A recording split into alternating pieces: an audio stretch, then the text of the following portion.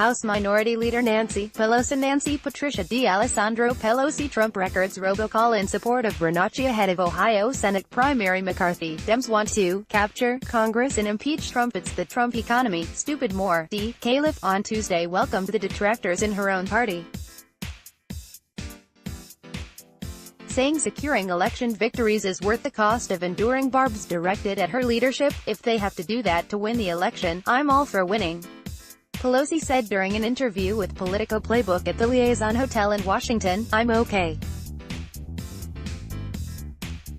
Just win, baby. Pelosi has long been a favorite target of Republicans on the campaign trail, but the attacks have intensified this year as her prominence has grown. President Trump Donald John Trump Sessions unveils zero-tolerance policy at southern border. NY Attorney General resigns after allegations of physical abuse. Trump Jr. mocks Schneiderman after reports he abused women. Moore has leveled personal diatribes against her, while more visible party leaders, like former President Obama and Hillary Clinton, hilarious Diane Rodham Clinton, how social pressures drive the partisan education gap. Press, Aspel wrong choice for CIA. Armed Services Chair wants White House to coordinate effort against malign foreign influence. More have faded from the public stage. The Republicans' campaign arm is airing ads linking Democratic hopefuls to the party leader. In Pennsylvania's special election in March, Democratic newcomer Conor Lamb was even forced to take out a TV ad promoting his opposition to the liberal San Franciscan. He won by less than 1,000 votes.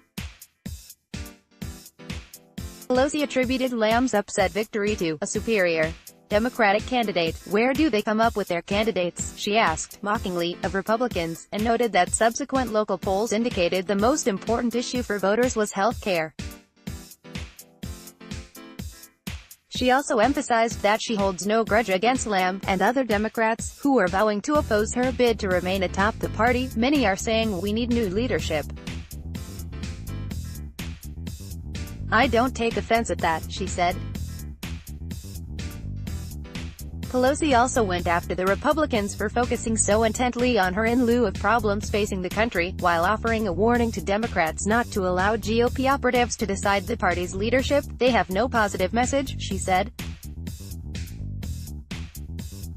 You cannot let your opponents choose your leaders. Pelosi has held an iron grip on the Democratic caucus since seizing the reins in 2003. Since then, she championed some of the party's greatest victories in decades, including the 2010 enactment of the Affordable Care Act, but she's come under fire more recently from critics in her own party, particularly younger lawmakers who are itching to climb into the leadership ranks. Pelosi said she would have retired after the 2016 cycle if Hillary Clinton had won the White House, but decided to stick around to be a voice for women at a table of male leaders. I thought the Affordable Care Act is protected, and I could go home. Nobody in California gets Potomac fever, believe me. But that didn't happen, she said. None of us is indispensable, but I think I'm very well qualified, knowing the legislation, and being a woman at the table.